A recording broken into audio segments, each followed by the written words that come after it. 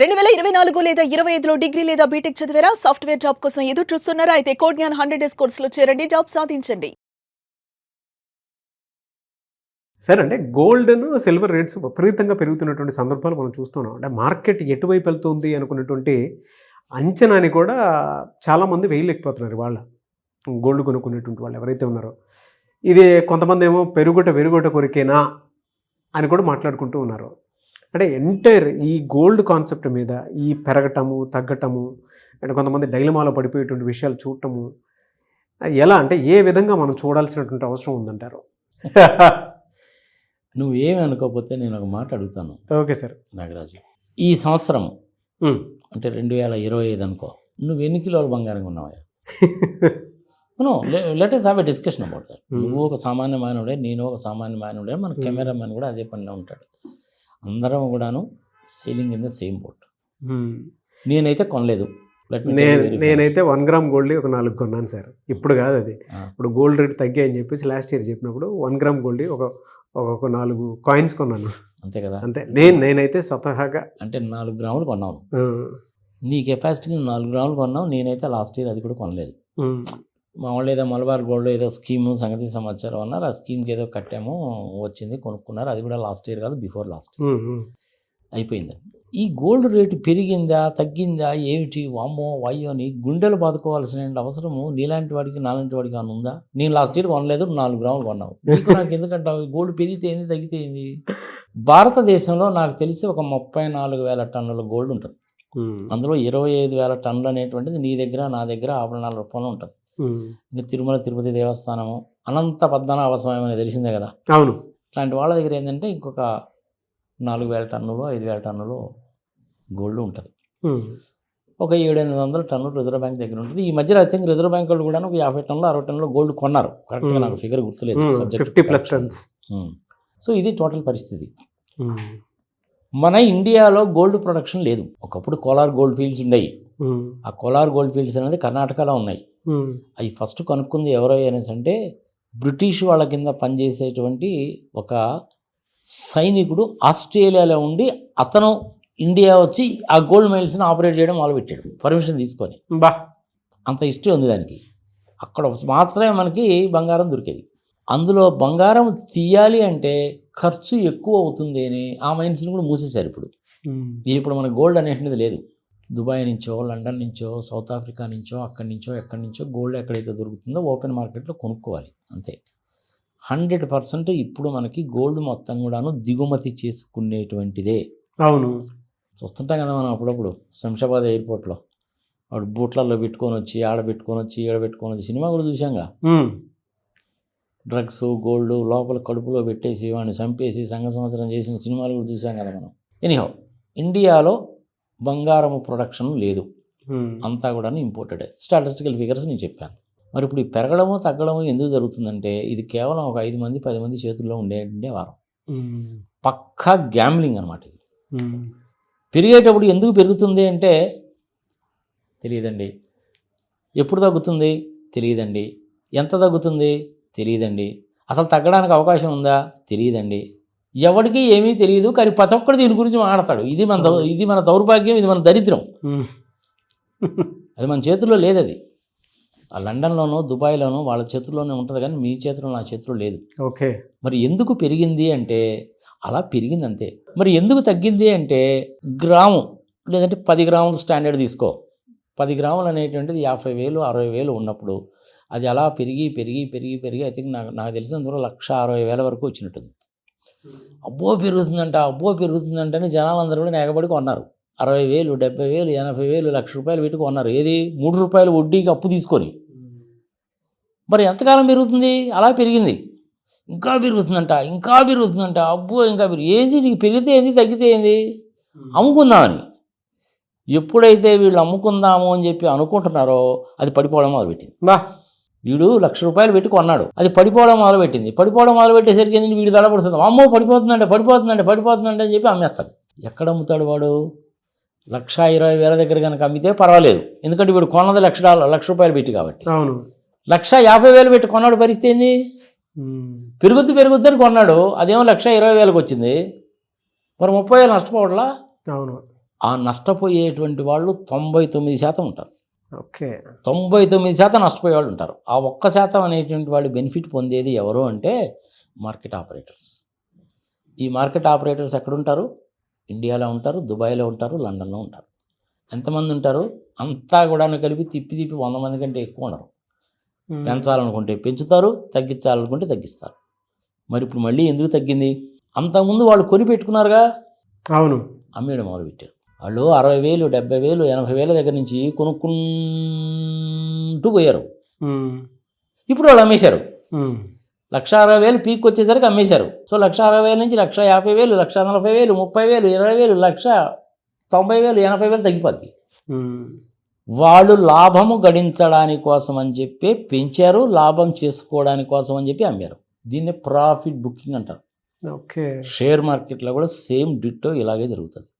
Share market గ్యాంబ్లింగే, ఇది గ్యాంబ్లింగే. ఒక సామాన్య మానవుడికి అర్థమయ్యేట్టుగా చెప్పాలంటే పేకాట. కనీసం ప్యాకెట్లో ఉన్న మనము చుట్టుపక్కల వాడు ఏ ముక్కలు కొడుతున్నాడు, మనకి ఏమొస్తుంది, మన దగ్గర ఏముందని చూసి కొంచెం ఫోర్కాస్ట్ చేయొచ్చు. ఈ బంగారం విషయంలో, షేర్ మార్కెట్ విషయంలో అసలు ఫోర్కాస్ట్ చేయలేం.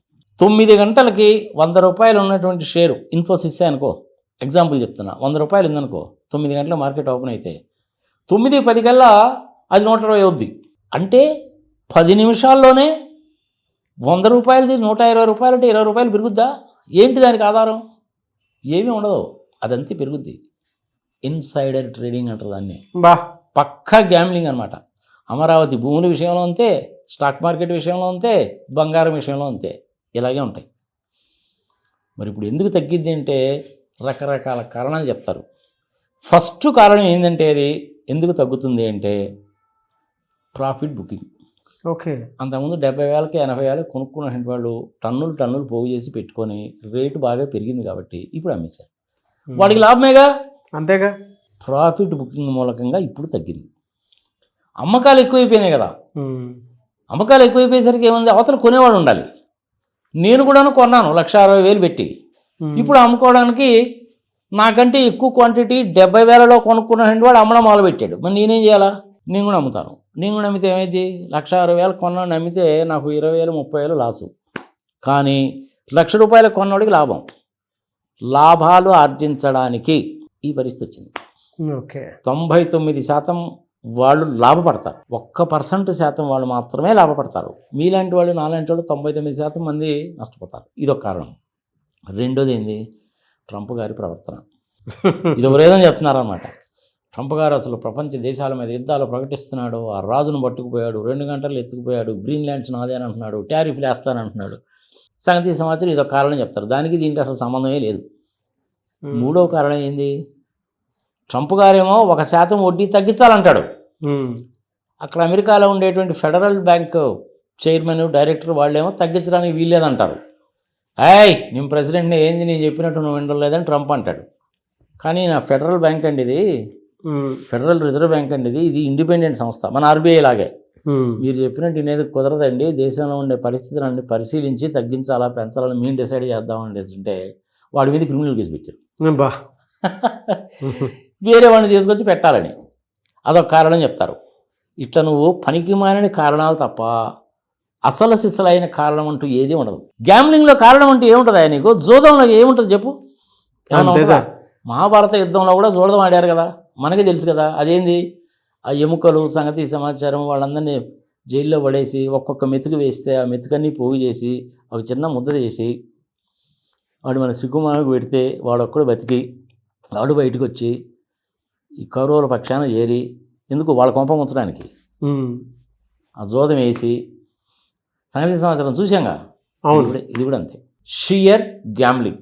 అంతేగాని తగ్గడానికి, పెరగడానికి, నిలిచిపోవడానికి, అలాగే ఉండిపోవడానికి, స్టాటిక్గా ఉండిపోవడానికి కారణాలంటూ ఏవీ ఉండవు. అసలు సిసలైన కారణం ఏందా అంటే బాగా డబ్బులు ఉన్నటువంటి వాళ్ళు కొన్నటువంటి బంగారము అప్పుడు కాస్త కొనుక్కుంటా బాగా పైకి తీసుకెళ్ళి 1,60,000 దాకా తీసుకెళ్ళి ఇక చాలరా బాబు మనం కొన్నది 1,00,000 రూపాయలకే కదా, 1,60,000 రూపాయలు వచ్చింది కాబట్టి ఇంక అమ్మేద్దామని చెప్పి అమ్మడం మొదలు పెట్టాడు. వాళ్ళకేమో లాభం వచ్చింది, మనలాంటి వాళ్ళకేమో బొక్క పడింది, అంతకు తప్ప ఇంకేమీ లేదు. అదే సమాజం చెప్తారు చావు, అదేదో 100 కాకులను కొన్నట్టు రాబంధు సంగతి సమాచారం అని, ఆ టైప్ అన్నమాట. బా షేర్ మార్కెట్ అయినా ఇలాగే ఉంటుంది, బంగారం అయినా ఇలాగే ఉంటుంది. మిగిలిన కారణాలు ఉన్నాయి చూసావు. ట్రంప్ గారు 1% తగ్గిస్తా అన్నాడు, సంగతి సంవత్సరం ఇస్ ఆల్ ట్రాష్. నార్మల్గా ఫండమెంటల్ ప్రిన్సిపల్ ఏంటంటే బంగారం రేటు పెరుగుతున్నప్పుడు స్టాక్ మార్కెట్ తగ్గుతుంది. కారణం ఏంటంటే షేర్లలో ఎవడు పెట్టాడు, బంగారంలో పెడతాడు. అందుకని బంగారం రేటు పెరుగుతున్న కొద్దీ స్టాక్ మార్కెట్ తగ్గుద్ది. రివర్స్ కావాలి కదా, అంతే కదా. మరి ఇప్పుడు బంగారం కన్నా తగ్గిందంటే స్టాక్ మార్కెట్ పెరగాలిగా. మరి స్టాక్ మార్కెట్ ఇవాళ 1000 పాయింట్లు పడిపోయిందిగా నిర్మలా సీతారామన్ గారి బడ్జెట్ పరంగా. సో ఇది టోటల్ రివర్స్ అయిపోలా. ఫండమెంటల్ ఎకానమిక్ ప్రిన్సిపల్ ఏదైతే నడుస్తుందో అది మొత్తం రివర్స్ అయిపోయిందిగా ఇప్పుడు. గుర్తుపెట్టుకో, స్టాక్ మార్కెట్ పెరుగుతుందంటే బంగారం కొండ కాబట్టి బంగారం రేటు తగ్గాలి, కానీ అది జరగల. స్టాక్ మార్కెట్ బాగా తగ్గిపోయింది కాబట్టి షేర్లు కొండలేదు కాబట్టి బంగారం కొంటారు కాబట్టి బంగారం రేటు పెరగాలి, అది కూడా జరగలేదుగా. స్టాక్ మార్కెట్ తగ్గింది, బంగారము తగ్గింది. అంటే అర్థం ఏంటి? గ్యామ్లింగ్, జూదము. నీ టీవీ ద్వారా నేనేం చెప్తానంటే ప్రజలకి బాగా అవసరమైతే పెళ్ళి పబ్బాలు అంటే కనుక ఏదైనా కనుక ఉంటే అట్లాంటి సందర్భంలో మీ శక్తి కొద్దీ, అప్పు చేసి కాదు, మీ శక్తి కొద్దీ మీకున్న సేవింగ్స్లో నుంచి బంగారం కొనుక్కోండి. 3 రూపాయల వడ్డీలకి 4 రూపాయల వడ్డీలకి తీసుకొచ్చి బంగారం కొనబాకండి. బంగారం ధరలు అనేటువంటిది మీ చేతుల్లో నా చేతుల్లో లేవు, నియంత్రణ మన చేతుల్లో లేదు. స్టాక్ మార్కెట్ అయినా అంతే, బంగారం అయినా అంతే, ఆయిల్ గ్యాస్ అయినా అంతే. సామాన్య మానవుడు దెబ్బతింటాడు, దారుణంగా దెబ్బతింటాడు. ఆత్మహత్యలు చేసుకున్న కేసులు కూడా చూశాను. బంగారంతో ఎప్పుడు ఆటలాడబాకండి, షేర్ మార్కెట్తో ఆటలాడబాకండి. మీరు బంగారం కానీ కొనుక్కోవాలంటే కొనుక్కోండి. ఇంట్లో ఉండేటువంటి భార్యకి కానీ పిల్లలకు కానీ సడన్గా ఏదన్నా అవసరం వచ్చింది, హార్ట్ అటాక్ వచ్చింది, హాస్పిటల్కి తీసుకెళ్ళాలి. ఏటీఎంలో నీకు 10,000 కంటే రావు. పూర్వం నీ దగ్గర బ్యాంకులో బ్యాలెన్స్ ఉంది, డ్రా చేయడానికి వీల్లేదు. అర్ధరాత్రి 12 గంటలకి పోవాలి, ఏం చేయాలి? గోల్డ్. అర్ధరాత్రి 12 గంటలకు కూడా నువ్వు తలుపు తడితే నీ బంగారం పెడితే డబ్బులు ఇచ్చే మార్వాడీలు ఉన్నారు సికింద్రాబాద్లో. ఈ పక్కింటి ఉన్నాయని అడగచ్చు. 10 మందిని అడిగినా కానీ తలా 10,000 ఇచ్చినా కానీ ₹1,00,000 అయితే నువ్వు హాస్పిటల్కి వెళ్తావు, మనిషిని బతికించుకుంటావు. అప్పుడు నీకు బంగారం ఉపయోగపడుతుంది. బంగారంతో సామాన్య మానవుడు గ్యాంబ్లింగ్ చెయ్యవద్దు, స్టాక్ మార్కెట్తో గ్యాంబ్లింగ్ చేయవద్దు. ఈ సంగతి నేను ఇప్పుడు కాదు, 4-5 సంవత్సరాల కింద కూడా దీని గురించి ఒక వీడియో పెట్టాను. ఎందుకు చేశారో ఏమో కానీ ఇప్పుడు అది ఉందో లేదో నాకైతే తెలియదు. ఐ థింక్ దాన్ని ఏదో బ్లాక్ చేసినట్టున్నారు. మన జనాలకు నచ్చలేదేమో, దాన్ని ఏదో బ్లాక్ చేయడం, ప్రైవేటైజ్ చేయడం చేశారు. నేను ఫైనల్గా చెప్పేది ఒకటే, అత్యవసరమైన పరిస్థితుల్లో పెళ్ళిళ్ళకి వాటికి వీటికి అట్లాంటప్పుడు మాత్రమే నీ దగ్గర ఉన్నటువంటి ఎక్కువగా ఉన్నటువంటి సేవింగ్ చేసుకున్నటువంటి డబ్బులు పెట్టి మాత్రమే బంగారం కొను. మిగిలిన టైంలో బంగారం గురించి నువ్వు ఆలోచించాల్సిన పనే లేదు. ఇంకొక విషయం కూడా చెప్తాను నీకు.